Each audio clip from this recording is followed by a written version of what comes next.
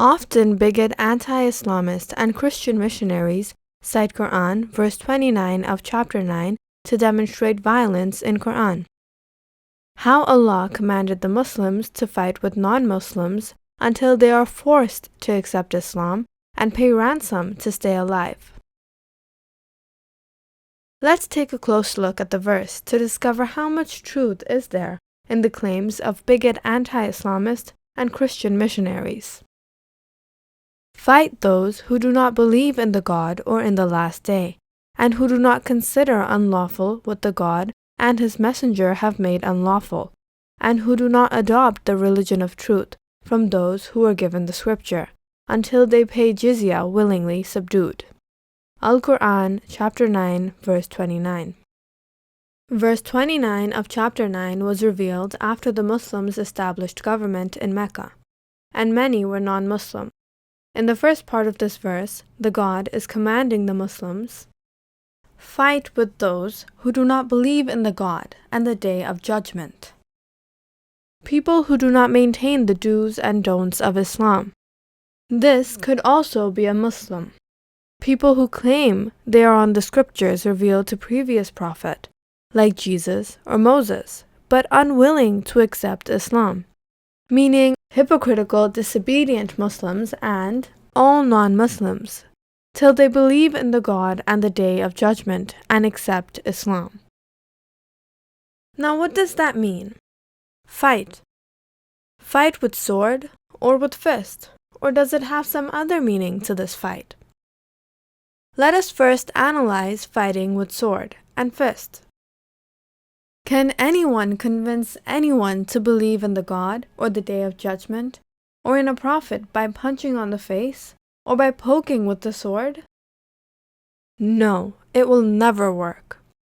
If people are threatened of life, they will pretend to believe in the God and the Day of Judgment, or in a prophet. But deep down inside their heart, they will not believe in the God or the Day of Judgment, or in the prophet. The God knows what we conceal and what we reveal. Therefore, pretentious belief does not count in the sight of the God. Sword and punches cannot induce people to believe or disbelieve. It can only induce people to pretend out of fear. The God commanded Muslims in the Quran, chapter 39, verse 11, say, "Verily I am commanded to worship the God, sincere to Him, the God, in His religion, that is, way of life designated by the God, Islam." So what else could it mean? To fight those who do not believe in the God and the last day till they believe in the God and the last day. The actual implication of the word fight in verse 29 of chapter 9 is majorly intellectual fight, an intellectual battle to convince people into sincere belief in the God and the Day of Judgment. Convincing anyone to believe in anything is a fight, and this fight is a fight of words, reasoning, debating, giving examples and signs, etc. The only circumstance under which Islam allows physical punishment or physical fight is for crimes, for example, murder, rape, robbery, not paying government tax, etc. And being a non-Muslim after Islam has been manifested as truth is not a crime, but a sin according to Islam, and the God will judge us all on the Day of Judgment. The God commanded us in the Quran, chapter 7, verse 87, that, "If there should be a group among you who has believed, Muslims, in that with which I, Muhammad, have been sent, Al-Quran, and a group that has not believed, non-Muslims, then be patient until the God judges between us, Muslims and non-Muslims, and He, the God, is the best of judges." Now let's take a look at the rest of the verse. It says, "Until they pay jizya willingly subdued," meaning fight until they willingly and submissively pay jizya. Now what does this mean? Paying jizya?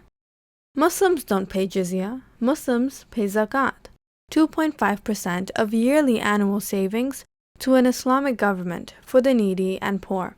or directly to the needy and the poor while living under non-Islamic government.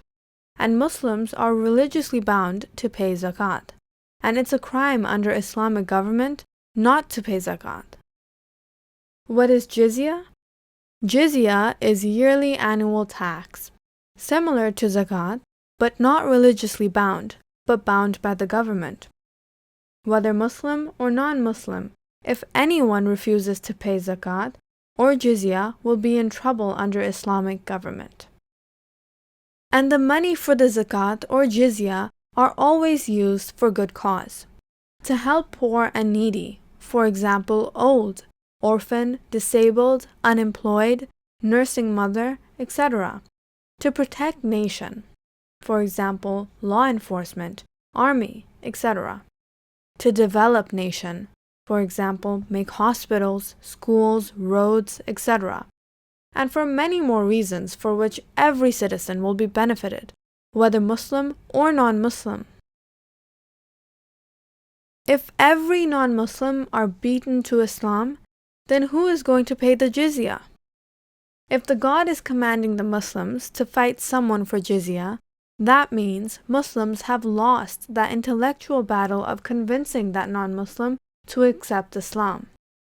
People who have chosen to remain non-Muslim will have to pay the government tax, jizya, as citizens, which is the same as zakat that Muslims pay under Islamic government. Verily, it is evident that bigot, anti-Islamist, and Christian missionaries are slandering a very beautiful verse of the Quran. A simple research with neutral perspective demonstrated the beauty and practicality of this verse. If only Muslims were bound to pay for the development of the nation and to help the needy, it would have been unjust towards Muslims. The law for jizya balanced the responsibilities of the nation on all citizens, Muslims and non-Muslims. An excellent guideline to govern a nation with people of different faiths, which devoid all form of prejudice and is just towards all. Allah, the God, said in the Quran, "There is no compulsion in religion, Islam. Verily, the right path has become distinct from the wrong path. Whoever rejects transgression and believes in the God, then he has grasped the most firm, trustworthy handhold that will never break, and the God is all-hearer, all-knower." Al-Quran, chapter 2, verse 256.